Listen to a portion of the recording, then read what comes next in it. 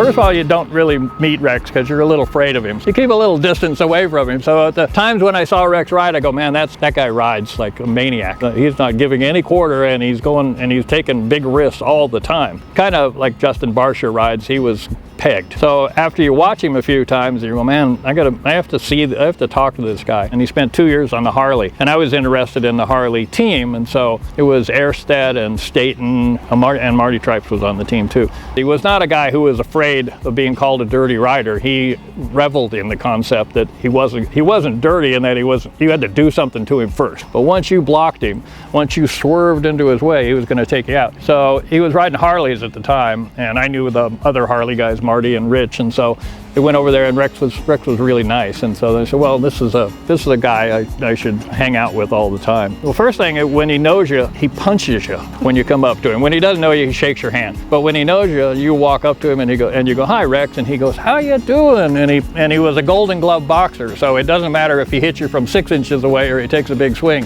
it hurts, and you're always going, hey, don't hit me. But he'd always hit you anyway, and rough you up a little bit. And that proved that he was your friend. He was so nice to talk to and so open about the things he did. I met Rex the very first time in Ontario. Before the freeway, the 210 freeway was made and everything, we used to practice in there. And he was a young kid coming up, and here this kid on a CZ coming, bouncing next to me, come up next to me in a corner and run right in on me, and I said, who the hell's this guy? Actually, I started working with him, doing his suspension in 1977 when he was working for Bassett. For probably the next 10 years, I worked on his suspension and motors.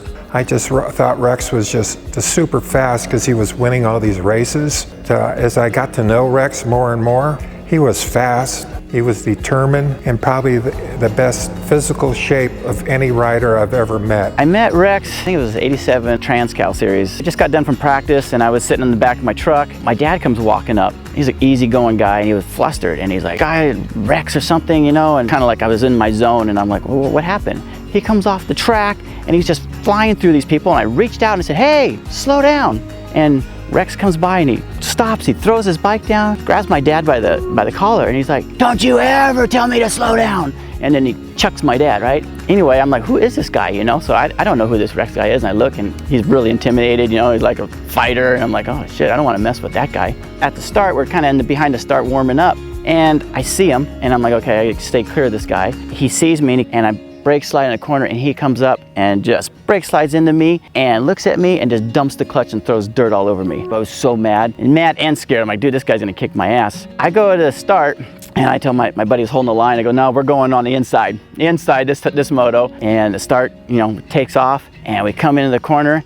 I remember seeing Rex on the outside of me, and I just see it in the corner of my eye, I see Rex coming, and I just aimed for the tire, and I knew I had it because I was in control. I had the whole shot. I pushed Rex. I just kind of took my time, made sure that he couldn't get around me. He had to go around the tire. Well, Rex was pissed because we pushed him off the track, so he thought he could just go right across and get back on where he left off, and they ended up docking him a lap, and I said, that karma, buddy, karma, that gets you every time. And so I brought a picture. Here's Rex, standing it up. Here I am, totally in control here of the whole situation. And it's kind of funny because Rex, he had just gotten back from South Africa, so he's number one, So how many number ones can we have in the first turn, right? My advice to Rex is don't mess with the guy that has 2 number ones, right?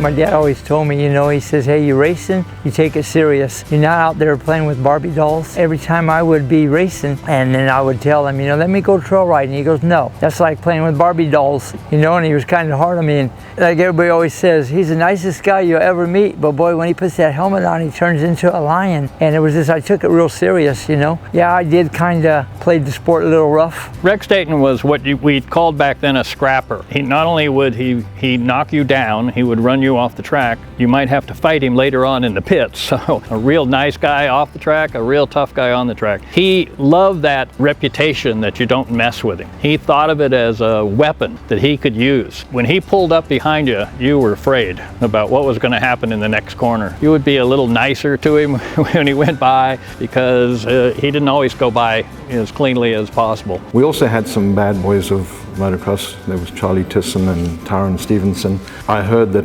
Rex did something to Charlie Tisson's start line or something like that, and the two of them were punching each other with their helmets on on the start line. Rex says he doesn't remember it, but it's probably true. He had a bounty one year at Corona, and it was a $500 bounty on anybody that could beat Rex, you know, and we're racing factory Yamaha, and that's his local track, you know. And so we came in from a national, and I said, $500 bounty, let's go, you know. But I beat him, but it was hard, and he just didn't let it up. It was hard because he knew what he was doing, you know. He knew right where, all the good spots. And of course, I let it hang out. Yeah, we had to be more aggressive to pass Rex than you would any other rider, you know, and he wasn't willing to give anything up. So he had a reputation of being mean, nasty, which he really wasn't. And I used to put out signs that intimidate the riders in front of him. When he didn't get a good start, I'd put Rex, kill. I wouldn't show it to Rex, but I'd show it to the riders in front of him, and they would just pull over, and Rex would going, what are they doing? And finally I told him what I was doing. So we'd go to Golden State races, and it was one of those deals where you get the start line and you see Rex, and it was one of those you just wanted to be like, or you couldn't see. You mingle with some people that you kind of fit in, because Rex was like a snake. He would just sit there and look down the start line, and you did not want eye contact. And like I said, he could almost sniff you out, because if he saw you, dude, he would just chase you down in practice. He would take you out. He would do whatever he could to intimidate you. And I said, I've never met anyone that intimidated so many racers. I think that was his whole way of trying to win. He would try to intimidate you before the race. And Terry Fowler and I and a couple other guys, we got pissed, you know, and so we started jacking with them. And I remember him and Rex coming up behind me, you know, in a big mud hole, and just go right through the mud hole and get them all wet. And then it really pissed them off. And then frickin' gas it as fast as you can, because here comes Rex. He's gonna come after you. One Golden State Series, he was riding a 250 class, and Brock, he was leading and Brock was running second. And Brock, I could see, was faster than Rex, but he wasn't passing him. And finally he just passed him and got away from him in one corner. And I went up to Brock later and said, why didn't you pass Rex earlier? And he goes, you ever try to pass Rex and come out alive? The best story about Rex and getting in a fight happened on national TV, Wide World of Sports, 30 million spectators, the 1975 US Grand Prix. Rex is fighting with the Scottish Grand Prix rider named Vic Allen. They battled, and Rex said, I did everything I could think of to keep him behind me, especially in the places where he was faster. So finally going into the mechanics turn at Carlsbad, the famous corner where Roger DeCoster drags his handlebars in the dirt, Vic Allen cleaned him out. So the next thing you see on TV is Rex sitting on top of Vic Allen, punching away, like back and forth, and then they separate. But 30 million people see Rex Staten fighting with Vic Allen on the track. The sad thing about it was, it turned out that in the crash, Rex had his foot peg go through his stomach, and he had internal injuries. He's fighting with a guy. Meanwhile, he's bleeding like all over the place. He ended up taking the helicopter and going to the hospital and didn't race the second moto. But that's a classic Rex story. Doesn't matter that he had something, you know, stick him in the stomach and that he was injured. He was still going to fight. Intermediate guys, they were on my tail, and I would kind of give them a lesson, like, you know, this is what the big boys play like. We play a little rough. I kind of just roughed them up a little bit, you know, a little elbow here and a little elbow there. And yeah, I was kind of the guy that when the Europeans came over, they always picked on the Americans. I always seen that happening, and I'm thinking, ain't no European's gonna pick on me, because if me and the European gonna get into it, I'm gonna get up and I'm gonna kick his ass. And that's what my dad always told me, you know, hey, if they do that deliberately, just get up and just lay them out. And I'm like, okay. And then everybody was kind of scared of me. They all stayed away from me. And I kind of liked it. It made my racing a lot easier.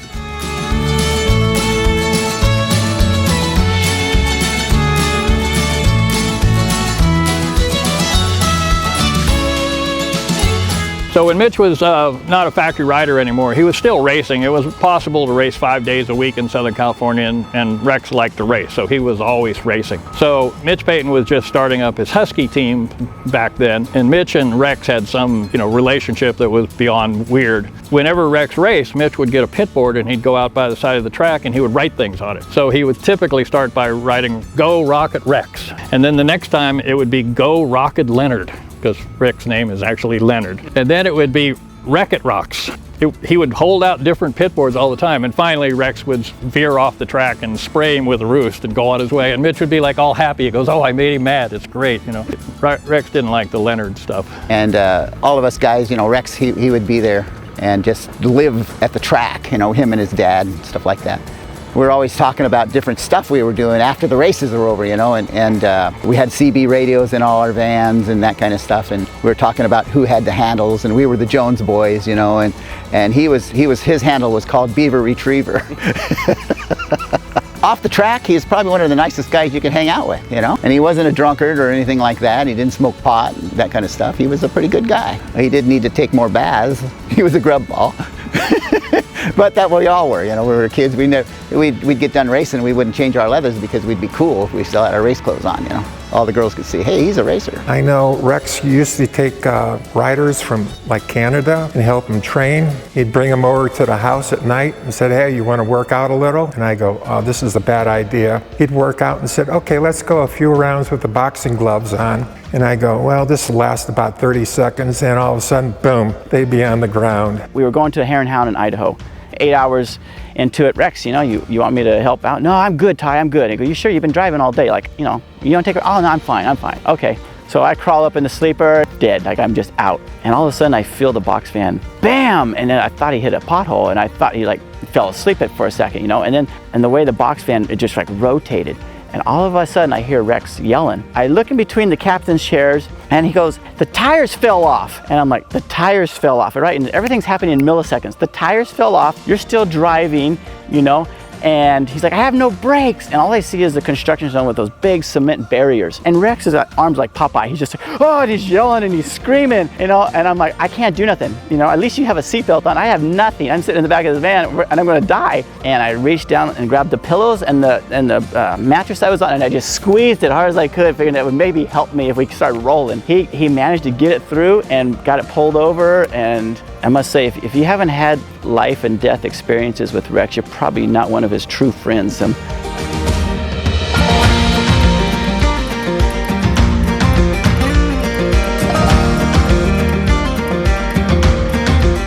Rex went to Yamaha. He was just a fill-in rider. Mike Bell had gotten hurt, and so they asked Rex if he would take over Mike Bell's bike because he was riding a Bassett Yamaha, private Yamaha, and he was doing really well with it. Rex got on this bike, won the first national he went to, shocked Yamaha. So then they renewed his contract for the next year. I think he finished second in the 500 championship that year. Then towards the end of that contract, they asked him if he'd like to go to South Africa to ride like some demonstration races in South Africa for Yamaha. And he goes, yeah, I'll do that. That sounds cool. And he went to South Africa and he didn't come back. We're going, whatever happened to Rex Staten? And it turned out that he liked it there. And he really thought that he might even live in South Africa. He was happy in that country. But after a couple of years, he decided he wanted to come home. And he raced from the very beginning, from the time he was 15, he raced all the way through till he was in his 40s. And then a tragedy happened to him and he decided that he was going to hang it up. And he took 16 years off before he came back. Those are like really interesting things. The most important win of Rex's career was Daytona. If you win the Daytona Supercross, you are a bad dude. He wanted to keep racing. You know, the old fallback position for every professional motorcycle racer is to go off-road. They want fast guys who are tough, who can take a beating and don't worry about anything, and so Rex was really good at that. He did have a reputation for breaking bikes, but it calms you down when you realize you're a long way from help. The interesting thing about Daytona Supercross is that it's so hard to win that the same guy wins it all the time. So you have 3-time winners, you have 2-time winners, you have 4-time winners, but you rarely have a 1-time winner. Ricky Ryan is an example, and strangely enough, Rex Staten is an example of somebody who won it once. But when you pair that with racing in Baja and winning the Baja 1000, the Baja 500, with winning 4 World Vet Championships, with winning 3 South African National Championships, the whole Daytona victory comes into focus. He was that good that he could win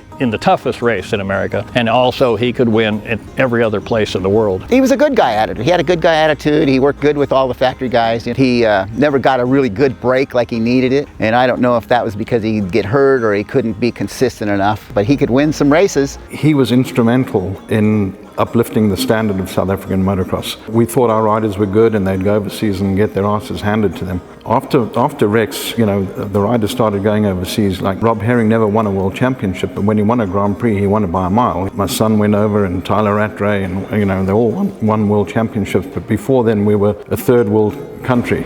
After every national, I believe, he did riding schools. If they were from poor families, I don't think they had to pay for the riding lessons. So, as I say, from a South African point of view, he picked up the standard of South African motocross. He had an outstanding work. He would lift weights in the morning, run for an hour, and 2 or 3 days a week he would ride 4 45-minute motos at the most hooped out track in the world. And he said, I wanted to run the 45-minute moto harder than anybody else. One of the questions I always ask him, how come you're so good in the mud races? Because you're from California. We don't have any mud out here. And he said, I found out that everybody hated mud races, so I was going to be super fast in mud races. He would try to find any advantage he could to beat people. If they hated it, he loved it. Actually, with my dad really trained me really hard, and I mean, he didn't really give me no slack. I mean, I won Daytona in '74 with DeCoster back when I rode for Honda, and cause I called my dad from back east and said, Dad, I won it. And he goes, what happened? Did everybody fall off? You know? And I'm like, hey, wait a minute, you know? And he would always tell me that. And he goes, I never wanted you to have a big head. And I'm like, I don't really have a big head. I just try to be decent with everybody and be polite and nice and all that. But when I put the helmet on, I'm racing. There's no bullshit, you know? And I'm there to win, and that's what I had to do. What I always looked at, I was like, okay, we raced for 45 minutes. That means I'm gonna go out and I'm gonna practice in the middle of the heat, 1 o'clock in the afternoon. I'm gonna ride hour motos. I'm gonna ride 2 bikes for 4 hours. And I always looked at the sport of doing a lot harder work, because then when I got to the races, it was easy. It wasn't really that hard, you know, because a lot of guys get to the races and like, oh, it's so hot. And you know, I would get up in the mornings, I would box. Then I would go out and swim in my pool for 2 hours. Then I would go run 6 miles. Then I'd go and grab 20 gallons of gas and go out and practice out in the desert at 1 o'clock and just train and ride and ride and ride. And I always liked riding 2 classes. I hate going to the races and only ride 1 class. I want to ride the whole day. That's the way I always did. I always looked at it, I had to train hard and my racing would become easy.